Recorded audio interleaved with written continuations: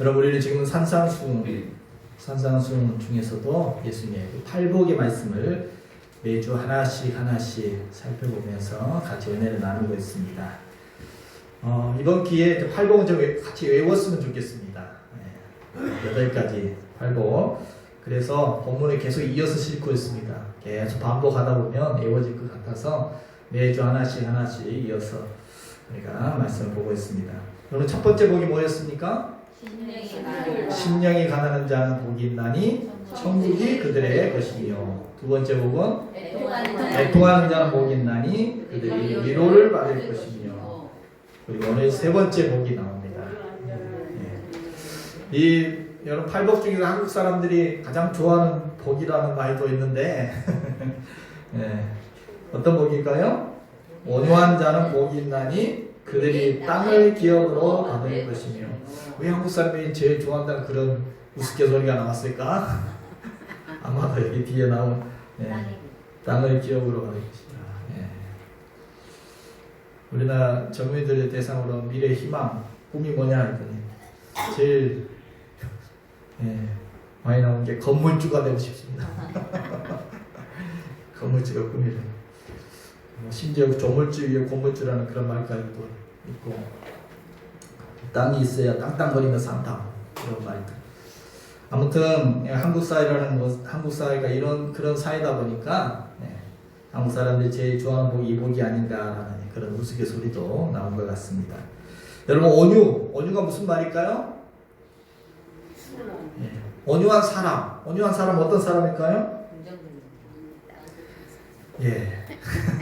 막 설명하고 싶은데 온유라는 말을 한자어로 보면 따뜻할 온자에 부드러울 유자입니다. 그래서 온유, 말만 들어도 그냥 따끈따끈하고 참 부드러운 마음, 참 따뜻한 마음, 참 온화한 마음, 그런 좋은 성품을 온유라고 하죠. 그래서 기독교인들 가운데는 자녀들 이름을 온유라고 지은 분들도 계시죠. 한 번쯤 다 온유라 이름 들어봤을 것입니다. 김온유, 박온유, 이온유, 온유. 참 우리 기독교인들은 온유라는 이 단어를 참 좋은 성품으로 알고 좋아하기도 하지만, 그런데 사실 여기 교회 밖에 나가면 이 온유라는 가치가 요즘 그렇게 높이 평가받는 가치가 아닙니다. 이 밖에만 나가보면 치열한 경쟁 속에서 승자가 독식하는 그런 속에서 목소리 큰 자가 이긴다, 그런 세상 가운데 온유한 사람은 어떻게 평가받아요? 온유한 사람은 왠지 뭔가 좀 우유부단한 것 같고 좀 힘이 없어 보이는 그런 사람으로 비춰지기도 합니다. 그래서 세상에 많은 부모들은 또 솔직히 자녀들에게 자녀가 너무 온유하면 속이 터지죠. 저렇게 착해가지고 어떻게 이 험한 세상을 살아갈 수 있을 것인가 좀 걱정이 되기도 합니다. 좀 악착같이 좀 자기 것 주장하고 안 뺏기고 막 그렇게 힘있게 그런 힘이 좀 있었으면, 그런 마음이 들기도 하는 것이 이 시대의 부모들의 마음이기도 합니다. 그래서 세상은 이렇게 말하죠. 세상은 이렇게 말합니다. 이런 경쟁 시대에는 살아남기 위해서는 저마다 날카로운 발톱을 갈면서 남보다 더 강해지고 더 큰 소리 내야 하고 내 권리는 단 1%도 손해보지 않는 것, 그렇게 사는 것이 지혜로운 삶이다 라고 누가 말해요? 세상이 그렇게 말한다는 겁니다. 힘과 능력, 이런 것들이 강조되는, 이런 것들이 가치 있게 여겨지는 그런 세상 속에 우리는 살아가고 있습니다. 자, 이런 세상 가치의 눈으로 보면 온유한 사람, 온유함이라는 것은 그저 힘이 없어서 빼앗기는, 힘이 없는 그런 비겁한 양도같이 보이기도 합니다. 그런 온유한 성격은 정말 우유부단한 사람의 그 나약함처럼 보여지기도 합니다. 이 시대가 그렇죠. 예수님 시대는 어땠을까요? 예수님 시대에는 이 온유라는 가치가 지금보다도 더 하찮게 여겨지던 시대였습니다. 더 환영받지 못하던 시대였습니다. 그때가 무슨 시대예요? 로마 시대였습니다. 로마는 강한 힘을 강조하는 나라입니다. 그래서 힘으로 파스로마라 그러죠. 힘으로 평화를 만들어 간다. 그래서 힘으로 세상을 정복하고 힘으로 또 세상을 통치하고 강한 힘이 강조되어지는 그런 시대가 로마 시대입니다. 그러다 보니까 유대인들도 힘을 강조합니다.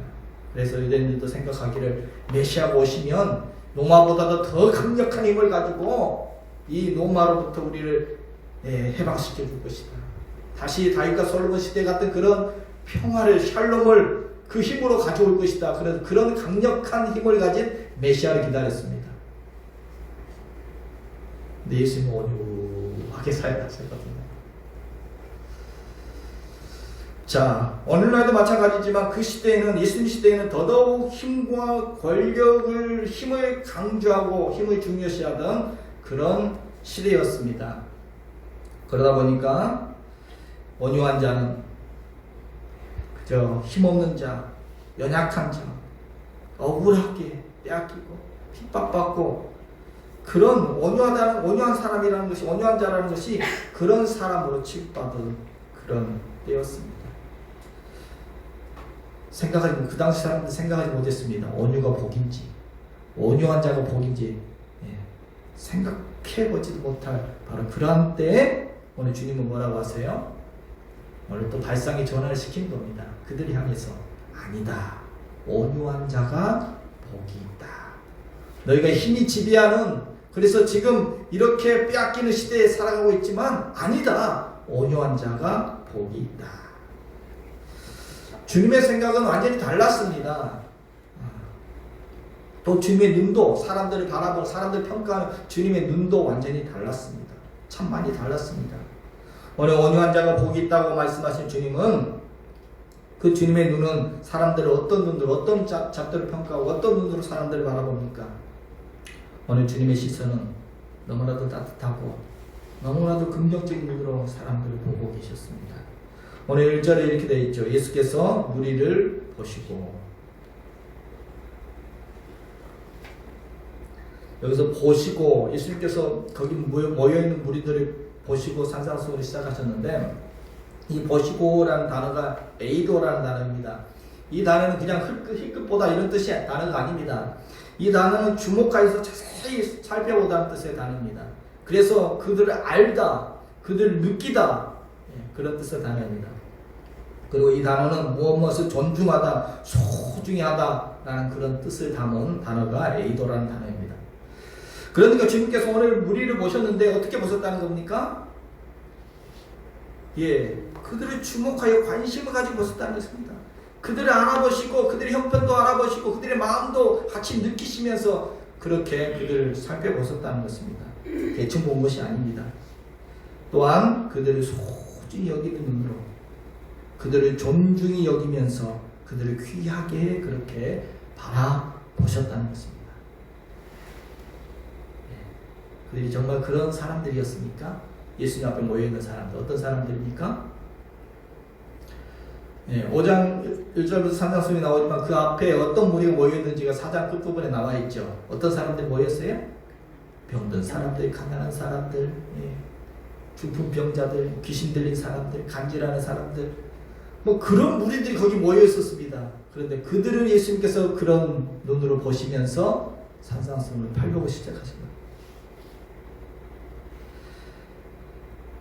정말 억울한 사람들, 정말 슬프게 빼앗기고 우는 사람들, 핍박받는 사람들, 정신이 온전치 못한 귀신 들린 사람들, 그런 가난한 사람들, 병든 사람들, 정말 세상에서는 인정받지 못하는 사람들, 인정받기 힘든 사람들, 세상에 정말 권력이 치여 살던 그런 약자들이 거기 모여 있었습니다. 그런데 주님은 그들을 보시면서 뭐라고? 첫 마디가 복이 있다. 야, 너희들 좋겠다. 너희들 참 복이 있는 존재들이다. 라고 이야기하고 있습니다. 그들이 존귀하게 소중하게 주님은 바라보셨습니다. 그러면서 오늘 5절에 뭐라고요? 너희는 참 온유한 자라는 말입니다. 너희가 지금 온유한 자들이다. 복이 있다. 너희 지금 온유한 사람들. 사실 그들 온유할 수밖에 없었습니다. 온유할 수밖에 없는 사람들입니다. 억울한 일 당해도 그냥 꾹꾹 참아야 했던 사람들입니다. 자기 것만 빼앗겨도 그냥 눈물 삼키며 머리 숙일 수밖에 없는 그런 사람들이 거기 있었습니다. 대항할 힘도 없고 로마의 권력과 그런 착취하는 사람들 앞에 대항할 힘도 없었고 그들에게 막 분노를 표출할 수도 없었습니다. 그래서 보기에 온유하게 비춰지는 그런 사람들. 그런데 주님은 그들을 향해서 야 너희 힘없는 자들, 너희 보잘것없는 자들, 약한 자들 이렇게 말하지 않고 오늘 그들을 향해서 온유한 자들, 심령이 가난한 자들, 온유한 자들 긍정적으로 말해주신 것입니다. 마치 동물로 보면 이 뭐 사자나 호랑이 같은 그런 맹수가 아니라 정말 약한 토끼와 같은 그런 동물을 보면서 뭐라고 말하는 겁니까? 야 이 힘없는 토끼야라고 말하는 게 아니라는 거죠. 이 보잘것없고 나약한 것이라고 말하는 것이 아니라 그런 토끼 같은 존재를 보면서 야 참 예쁘다, 참 온순하다, 참 착하다, 참 예쁘다. 그렇게 평가해 주시는 겁니다. 토끼가 그렇게 보이죠. 네, 호랑이 이 사자에 비해서 참 온순하고 참 착하고 참 예쁘다. 힘이 없어 빼앗기면서 그래서 그 마음이 완전히 파산나 심령이 가난할 수밖에 없는 그들을 향해서 그래서 정말 애통하며 눈물을 쏟을 수밖에 없는 그들을 향해서 그런 사람들 보시면 주님은 너희는 참 마음이 온유하구나. 아니 어떻게 그렇게 억울한 일 당하고도 그렇게 참을 수가 있니? 어떻게 그렇게 분노하고 대항하지 않고 그렇게 양보하며 살아갈 수가 있니? 참 너희는 참 온유한 사람들이구나. 똑같은 존재를 보면서 보는 눈이 다른데 주님은 정말 존중하는 눈으로 그들을 바라보시고 그들을 존중해 주셨습니다. 그들을 칭찬해 주셨습니다. 이렇게 주님은 그들을 격려해 주셨습니다. 예수님의 눈은 참 따뜻하셨습니다. 따뜻하게 그들을 보셨습니다. 예수님의 눈은 참 긍정적으로 좋은 점들을 보셨습니다. 존중하는 눈으로 그들을 바라보셨습니다. 마치 주님의 눈은 얼어붙은 돼지를 녹이는 따뜻한 오매살과 같이 그렇게 따끈하고 푸근한 눈길이었습니다. 이사야 43장 4절에 보면 내가 내 눈에는 보배롭고 존귀하며 내가 너희를 사랑하였은지. 주님의 그 눈에는 하나님의 눈에는 우리가 어떻게 보여요? 주님의 그 따뜻한 눈, 긍정적 눈으로 우리를 보실 때 우리는 보배롭다, 보석과 같은 존재들이다. 부족한 우리를 보시면서 우리를 존중하시면서 야 너희는 참 존귀하다. 너희가 참 사랑스러운 존재들이다. 그렇게 사랑스럽게 보신다는 것입니다. 연약한 우리를 온유한 자다, 착한 자다, 온유한 자다 이렇게 보신다는 것입니다. 여러분 성경 예수님께서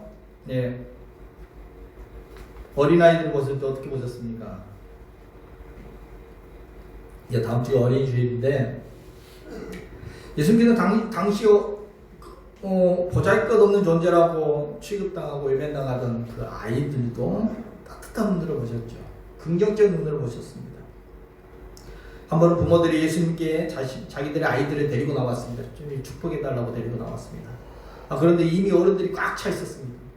어른들도 너무 많았습니다. 그런데 애들까지 데려오니까 제자들이 못마땅했습니다. 그래서 제자들이 부모들을 막 꾸짖는 겁니다. 얘들까지 데려와가지고 시끄럽게 하느냐.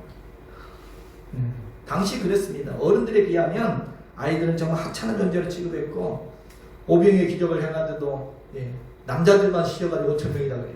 거기 여자들도 있었고 아이들 있었는데 숫자가 치지도 않아요. 당시 아이들을 바라보는 시선이 그랬습니다. 무시하는 시선, 경시하는 시선으로 그들을 보셨습니다. 봤습니다. 사람들은. 그런데 예수님은 다르셨죠. 예수님은 도리어 그 제자들을 꾸짖으면서 이렇게 말합니다. 마가복음 10장에 보니까 예수께서 보시고 노하시어 이르시되 어린아이들이 내게 오는 것을 용납하고 금하지 말라. 하나님의 나라가 이런 자의 것이니라. 또 천국에서 이런 자가 큰 자다. 예수님 화를 잘 안 내시는 분이었는데 그날 뭐 분노하셨다는 말은 노하셨다는 것은 화가 났어요. 아니 그 귀한 VIP 드리고 왔는데 아니 그런 취급하다니 제자들 모시고 분개하시면서 어린아이들이 내게 오는 것을 대환영해라. VIP로 모셔라. 이런 아이들은 어떤 존재냐? 이들이 바로 하나님의 나라의 주인공들이다. 하나님 나라는 이런 자일 것이다. 천국에서 큰 자다. 최고로 귀한 존재들이다. VIP다. 라고 그렇게 말씀하셨습니다. 여러분 그렇습니다. 사람을 보는 예수님의 눈은 다르십니다. 사람들은 뭐 힘이 있고 권력이 있고 뭔가 가진 게 있고 뭐 이력이 있고 그런 사람들을 쟁쟁하게 보고 귀하게 바라보지만 예수님은 지금 주님 앞에 모여있는 그들, 그렇게 세상에 천대받던 사람들, 연약한 사람들, 그들을 주님은 따뜻한 눈으로 보시고 그들을 소중하게 바라보시고 긍정적으로 그들을 평가해 주셨습니다. 여러분 성경에 모세를 바라보는 하나님의 눈도 그러하셨죠. 모세 자신도 자기를 바라볼 때 나는 정말 보잘것없고 나는 자격 없고 쓸모없는 사람입니다. 하나님 좀 보낼 만한 자를 보내십시오. 저를 어떻게 애굽에 보내신다고 하십니까? 하나님 보낼 만한 자를 보내십시오. 저 자신을 봐도 저는 뭐 혀가 뻣뻣해서 말도 잘 못하고 쓸모없고 자격 없는 사람입니다. 그런데 하나님은 달리 보셨습니다. 아니다. 지금 늙고 힘없고 힘 다 빠진 그 모세를 하나님은 긍정적으로 보시며 그의 장점을 보셨습니다. 하나님의 평가는 민수기 12장 3절을 보니까 같이 한번 보겠습니다. 이 사람 모세는 온유함이 지면의 모든 사람보다 나아더라. 하나님의 평가는 뭡니까? 아니다. 쓸모없는 연약한 존재가 아니라 너는 참 온유함이 최고다. 지면의 모든 사람보다 최고로 온유한 사람이다. 너는 정말 그 이스라엘 백성들 그 광야에서 그 원망불평한 이스라엘 백성들을 잘 이끌어 나갈 적임자다. 너는 진짜 지도자감이다. 리더감이다. 그렇게 보시는 것입니다. 그렇습니다. 주님은 오늘 우리를 바라보실 때 연약한 우리를 따뜻한 눈으로 바라봐 주실 줄을 믿습니다. 아멘. 정말 부족하고 보잘것없는 우리를 긍정적인 눈으로 바라봐 주실 줄로 믿습니다. 그래서 찬송가 310장 이렇게 찬양하죠. 하나님의 은혜로 있을 데 없는 자 왜 구속하여 주는지 난 알 수 없도다. 내가 믿고 또 의지함은 내 모든 형편하시는 주님 늘 보호해 주실 것을 난 확실히 아네. 이해가 안 된다는 거예요. 나같이 이렇게 쓸모없는 사람을 왜 하나님이 특별히 선택해 구속해 주셨을까? 알 수가 없어요. 그런데 확실히 믿는 것은 그러한 나 같은 존재를 주님이 나를 사랑하시고 나를 보호하시고 나를 선택하시고 구원하셨다는 것. 그 믿음으로 우리는 살아갑니다. 그렇습니다. 주님의 그 따뜻한 눈은 힘없고 연약한 오늘 우리를 도리어 온유한 자다라고 바라봐 주실 줄로 믿습니다. 아멘. 주님의 그 긍정적인 눈은 보잘것없는 오늘 우리를 존귀한 자로 바라봐 주실 줄로 믿습니다. 아멘. 자, 그렇다면 오늘 온유한 자로 보셨던 그 주님은 오늘 온유한 자가 복이 있다고 하셨는데 어떤 복이 있다는 겁니까? 어떤 복이 있다고 하셨습니까? 다시 한번 보면 온유한 자는 복이 있나니 그들이 땅을 기업으로 받을 것이며. 야, 오늘 주님이 부동산 주신다 하네. 그런 말입니까? 이 말은 부동산 많이 주겠다 뭐 그래서 복이 있다라는 말이 아닙니다. 그래서 복이 있다는 말이 아니죠. 성경에 땅을 준다는 말이 많이 나와요. 그런데 성경에서 말하는 땅은 약속의 땅, 하나님의 기업을 주신다는 그런 말입니다. 우리로 말하면 하나님의 천국을 소유하게 된다는 말이죠. 하나님의 나라를 기업으로 상속받게 될 것이다. 하나님의 땅을 차지하게 된다는 것은 하나님 나라를 확장하게 될 것을 이야기하는 겁니다. 온유한 자가 땅을 차지한다는 것은 그가 가는 곳곳마다 하나님의 통치를 선포하며 그가 받는 모든 환경 속에 하나님의 통치, 하나님의 나라, 하나님의 다스림이 이루어지게 될 거라는 것입니다. 온유한 사람을 통해서 하나님 나라를 이루어 가신다는 것입니다. 온유한 자가 있는 곳이 곳마다 하나님의 나라가 임하고 뜻이 하늘에서 이룬 것처럼 바로 그곳에도 그 땅에도 하나님의 뜻이 이루어지고, 여러분 세상 사람들은 더 많은 땅을 차지하려고 힘과 권력으로 싸우고 빼앗고 차지하려고 합니다. 그러나 예수 믿는 사람은 그렇게 땅을 차지하는 것이 아닙니다. 예수 믿는 사람은 힘으로 빼앗아서 내 것을 만드는 것이 아니라 온유함으로, 사랑으로, 복음으로 우리는 세상을 정복하며 예루살렘 온 유대와 사마리아 땅까지 정복해 나아갑니다. 그 땅이 하나님의 주인이신 것을 선포하면서 그 땅의 주인공으로 살아갈 수가 있습니다. 주도권적인 선악 영향력을 나타내며 우리는 살아갈 수 있습니다. 온유한 자가 머무는 곳마다 분노가 그치고 다툼이 사라지고 하나님 나라의 그 화평이 꽃피게 될 것입니다. 억지로 군림하는 것이 아니라 그 온유한 성품과 그 삶을 통해서 하나님의 나라가 이루어지고 하나님의 통치가 이루어지고 하나님의 통치 앞에 세상이 무릎 꿇게 될 것입니다. 온유한 자가 가는 곳마다 이 땅의 주인이 하나님이심을 나타내며 하나님의 영광을 나타내게 될 것입니다. 당신의 그 온유함을 통해서, 여러분의 그 온유함을 통해서 여러분 가정이 하나님 나라가 될 것입니다. 하나님의 땅이 될 것입니다. 여러분의 그 인내를 통해서 인내로 버티고 있는 그 직장이 하나님의 나라가 이루어지게 될 것이고 천국을 경험하게 될 것입니다. 정리하면 땅을 기업으로 받는다는 것은 그 온유한 사람의 삶을 통해서 하나님의 나라가 확장되어진다는 것입니다.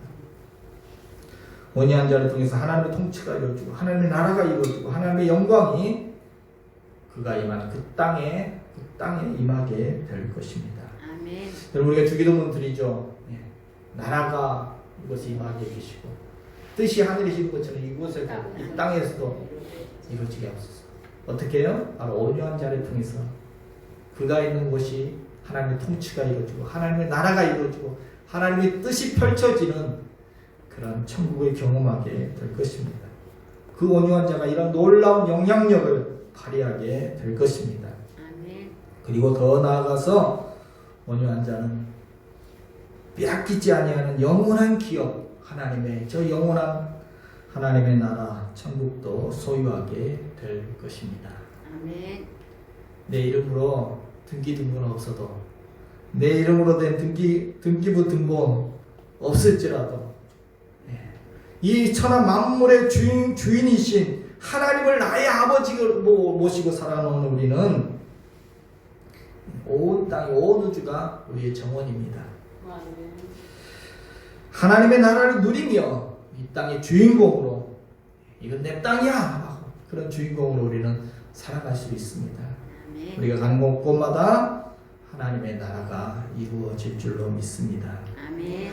여러분 온유함이 지면의 모든 사람보다 뛰어나다고 했던 아까 그 모세도, 그 하나님께 칭찬받았던 그 모세도 민수기 20장에 보면 온유함을 잃어버릴 때가 있었습니다. 막 화가 치밀어서 도저히 참을 수 없을 때가 있었습니다. 그러다가 약속의 땅에 못 들어가게 되죠. 땅을 빼앗기고 맙니다. 이스라엘 백성들이 광야에서 원망 불평한 것이 한두 번이 아니었습니다. 근데 그때도 또 물이 없다고 목마르다고 모세를 원망하며 불평하기 시작했습니다. 민수기 20장 3절 5절을 보니까 그 배경되는 말씀인데 좀 긴데 한번 같이 읽어볼까요? 백성이 모세와 다투어 말하여 이르되 우리 형제들이 여호와 앞에서 죽을 때에 우리도 죽었다라면 죽을 뻔하였도다. 너희가 어찌하여 여호와의 회중을 이 광야로 인도하여 우리와 우리의 짐승이 다 여기서 죽게 하느냐? 너희가 어찌하여 우리를 애굽에서 나오게 하여 이 나쁜 곳으로 인도하였느냐? 이곳에는 파종할 곳도 없고 무화과도 없고 포도도 없고 송유도 없고 마실 물도 없도다. 백성들이 모세를 향해서 아니 왜 애굽에서 우리를 끌어내 이 험한 곳으로 인도했느냐? 차라리 먼저 죽었으면 좋았을 거야. 이곳에는 무화과도 없고 포도도 없고 마실 물도 없고. 백성들이 모세에게 원망을 막 쏟아. 교회에도 원불교 교인이 있답니다. 원불교, 원망, 불평, 교만. 참 피곤하죠. 모세가 참고 참다가 얼마나 참다가 그날은 화가 났어요. 그때 불평하고 있는 그 소리를 듣고 하나님께서 모세에게 방법을 가르쳐 주셨습니다. 모세가 하나님께서 그날 회중 가운데 나타나서 모세에게 말씀했습니다. 너 지팡이 들고 가서 저기 반석을 향하여 명령해라. 물이 나와라라고 명령해라. 그러면 물이 쏟아질 것이다. 하나님께 방법을 가르쳐 줬습니다. 근데 모세가 어떻게 합니까? 가서 하나님 영광을 나타내라는 것입니다. 하나님이 얼마나 역사하시니 하나님을 증거하라는 것인데 모세가 그날 너무 화가 났습니다. 그래서 반석을 향해서 명령하라고 말했는데 명령한 것이 아니라 자기 지켜봐라 하면서 지팡이 들고 반석을 세게 2번 내리쳤습니다. 민수기 2장 10절 11절 보니까 반역한 너희여 들으라 우리가 너희를 위하여 이 반석에서 물을 내랴 하고 모세가 그 손에 들어 그의 지팡이를 반석을 2번 치니 물이 많이 쏟아져서 나오네요. 백성들이 원망불평한 소리 듣다가 계속 듣다 보니까 모세도 그 원효했던 모세도 화가 난 거죠. 화가 나서 결국 그날은 원효를 잃어버리고 분노를 표출하고 말았습니다. 그런데 바로 이 사건 이후에 하나님의 말씀이 너가 백성들 앞에 하나님의 영광을 나타낸 것이 아니라 그렇게 화를 표출했던 그 모세와 아론은 약속의 땅에 들어가지 못할 것이다. 이 사건 때문에 모세는 약속의 땅에 들어가지 못하고 약속의 땅을 바라보면서 생을 마치죠. 온유를 빼앗겼다가 온유함을 잃어버리고 분노를 표출했다가 하나님의 약속의 땅을 잃어버렸습니다. 반면에 성경 이삭은 어떻습니까? 이삭 참 온유했죠. 블레셋 땅에서 6년에 블레셋 땅에 들어가서 농사를 지었는데 하나님께서 그때 100배의 열매를 주셨습니다. 거부가 되었습니다. 그러자 블레셋 사람들이 이삭을 시기합니다. 아니 굴러온 돌이 이 흉년에 농사 짓더니 100배를 얻어가지고 거부가 되는 모습을 보고 이삭을 시기해서 그때부터 사사건건 방해하면서 이삭을 괴롭히기 시작했습니다. 물이 귀한 땅이기 때문에 삶의 터전을 만들기 위해서 우물을 파야 되거든요. 이삭이 힘들게 우물을 파서 이제 삶의 터전을 잘 마련해 놓으면 블레셋 사람들이 쫓아와서 우물을 흙으로 메워버립니다. 또 옮겨가서 또 우물을 파서 또 이제 겨우 또 삶의 터전을 만들어 놓으면 또 와서 이거 우리 땅이야 라고 또 그 우물을 빼앗아 버립니다. 당시 우물은 생명줄과 같은 것이었는데 이렇게 무려 성경에 4번이 기록되어 있습니다. 무려 4번이나 이삭의 생명줄을 끊으면서 삶의 터전을 빼앗으면서 쫓아내고 괴롭혔습니다. 이삭의 마음이 어땠을까요?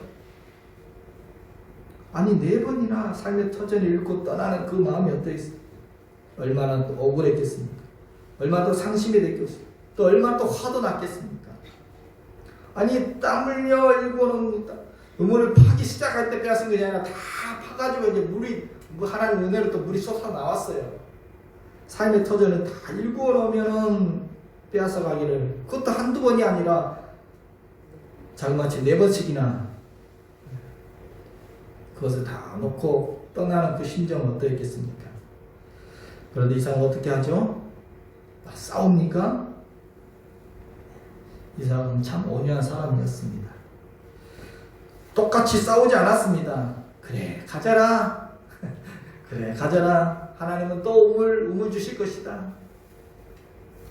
그냥 주고 다른 땅으로 이주합니다. 이렇게 4번씩이나 했습니다.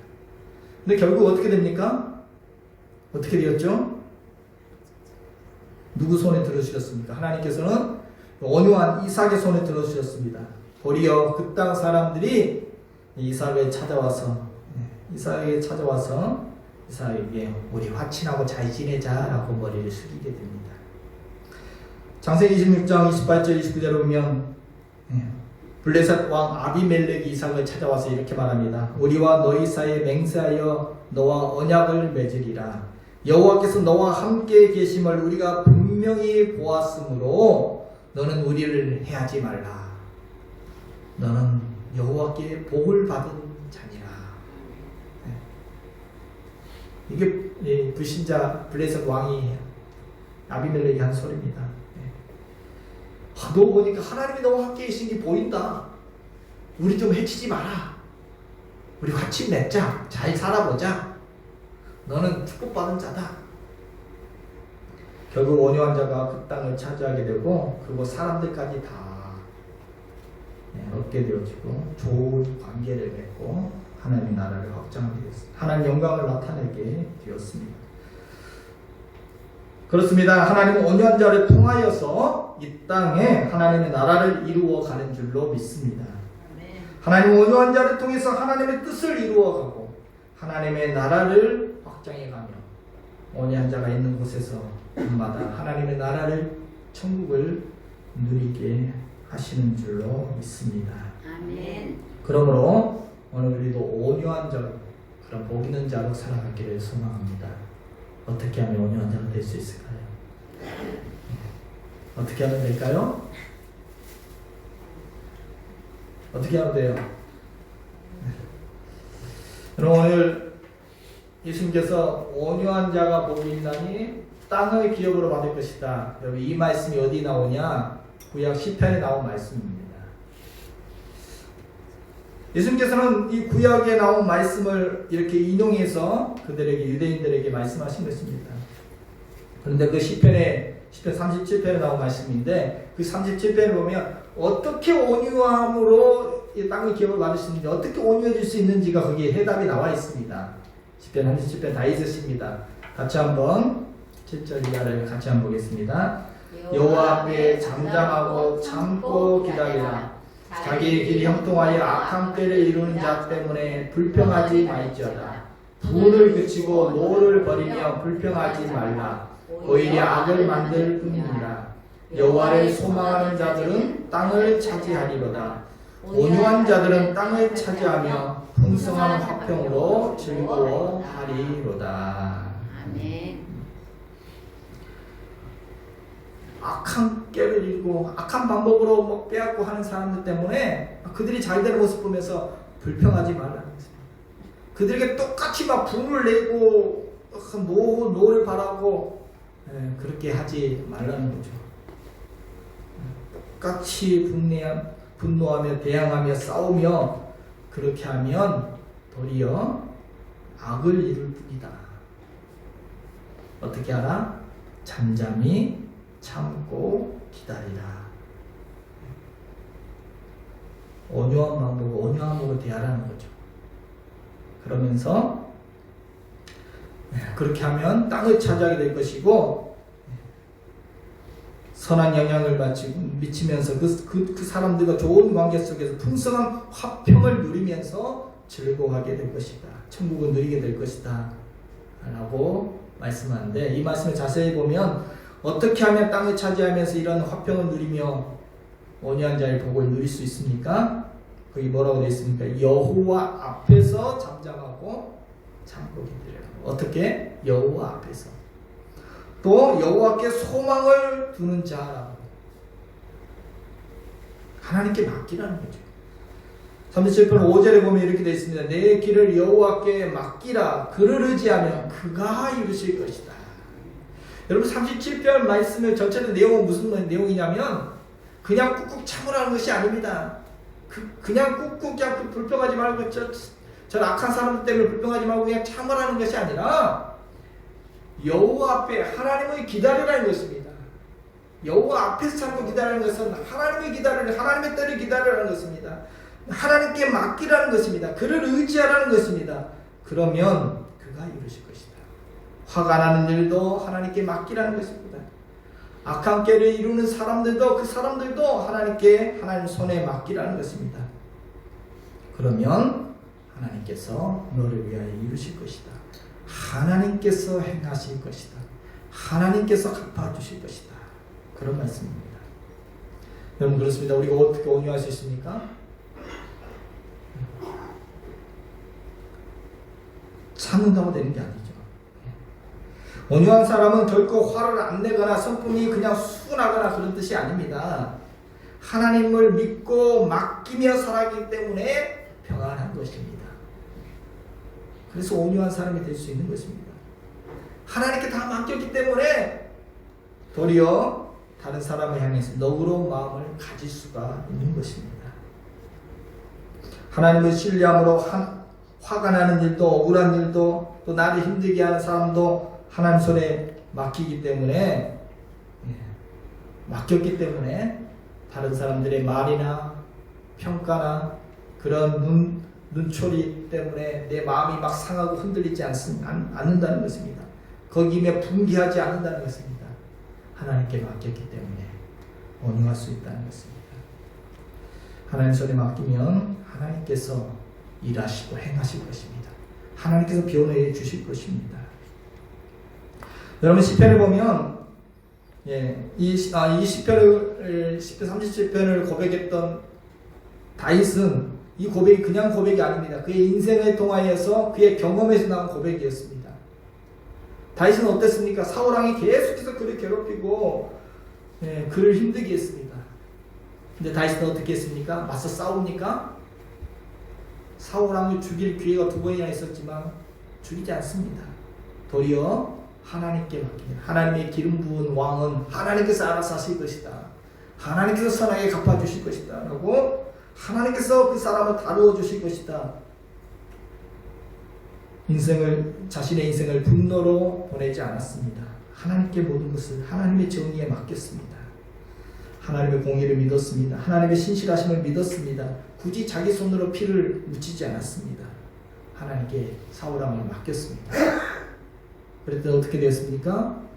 때가 되니 하나님의 때가 되니 사울의 가문은 완전히 다 멸망 가문이 되어지고 다윗의 가문이 왕가가 되었습니다. 다윗이 왕이 되었습니다. 온유함으로 기다렸더니 결국 땅을 차지한 사람은 다윗이었습니다. 나라를 차지한 사람은 다윗이었습니다. 왕이 된 사람은 다윗이었습니다. 결국 승리했습니다. 그렇습니다. 온유는 억지로 비겁하게 참는 것이 아닙니다. 하나님의 일하심을 믿기 때문에 하나님의 주권을 100% 신뢰한 자만이 보일 수 있는 그런 여유가 온유입니다. 나를 대신해서 싸워주시는 하나님을 전적으로 믿고 신뢰하기 때문에 이 터져 나오는 그 마음, 그 영혼의 침묵이 바로 온유함이라는 것입니다. 여러분 세상을 차지하는 것은 뭘로 차지해요? 창과 총을 휘둘러서 차지하는 삶. 지금도 그러려고 끊임없이 싸우고 있죠. 땅 차지한다고. 그러나 온유한 자는 어떻게? 온유한 자는 하나님의 통치가 임하는 것을 경험하게 될 것이고 천국의 화평을 누리며 살 수 있게 될 것입니다. 아멘. 또한 어떻게 온유함을 이룰 수 있습니까? 우리 예수 그리스도를 바라보며 성령의 열매로 온유한 자가 될 수가 있습니다. 아멘. 온유의 완성자, 온유의 실체는 바로 예수 그리스도에 있습니다. 십자가의 모습이 바로 온유의 극치입니다. 예수님께서 우리에게 이렇게 말씀하셨죠. 마태복음 11장 29절 같이 한번 보겠습니다. 나는 마음이 온유하고 겸손하니 나의 멍에를 메고 내게 배우라. 그리하면 너희 마음이 쉼을 얻으리라. 예수님께서 말씀하신 나는 마음이 온유한 사람이다. 그러니 내게 배우라 라고 하십니다. 나를 내게 배우라. 온유는 우리가 도덕적인 수양을 통해서 도를 닦는다고 얻어지는 것이 아닙니다. 그렇게 얻는 것이 아닙니다. 우리가 예수 그리스도를 따라갈 때 예수 그리스도를 배울 때 진정한 온유의 향기가 드러나게 될 것입니다.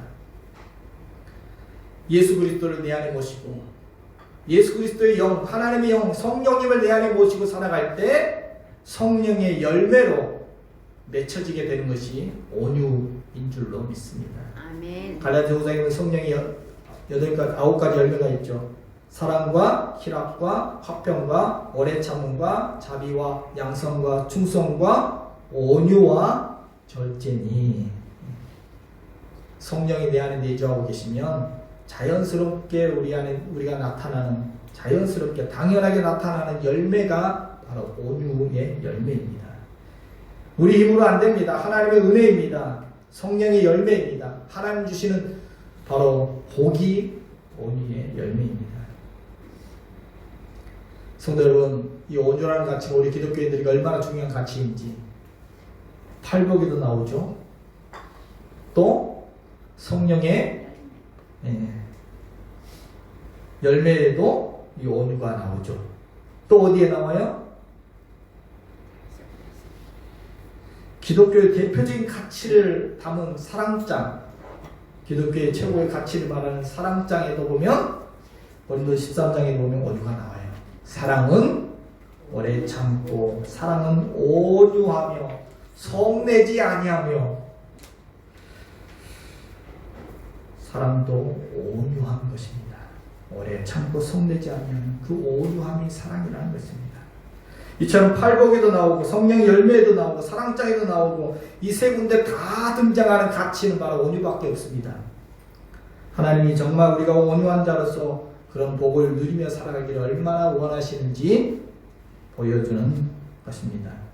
성도 여러분, 온유한 자는 복이 있나니 그들이 땅의 기업으로 받게 될 줄로 믿습니다. 아멘. 지금도 전쟁의 소리가 끊이지 않고 있습니다. 세상 곳곳에 힘으로 땅을 차지하려고 지금도 싸우고 있습니다. 그런데 예수님은 오늘 온유한 자가 복이 있다 하십니다. 지금 이 시대는 온유한 자가 더 절실히 필요한 때입니다. 세상은 온유한 자는 다 뺏긴다. 온유한 자는 힘없는 자이고 우유부단한 사람이고 나약한 사람이다 라고 말하지만 아닙니다. 우리 주님 말씀하십니다. 온유한 자는 복이 있는 자다.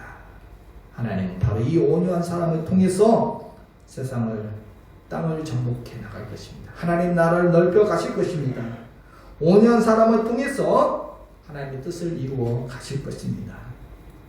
오늘 우리는 화나는 일도 억울한 일도 힘들게 하는 사람도 다 하나님 손에 맡기고 온유하신 주님을 바라보며 성령의 열매, 온유의 열매를 맺는 복된 삶을 살아가야 할 줄로 믿습니다.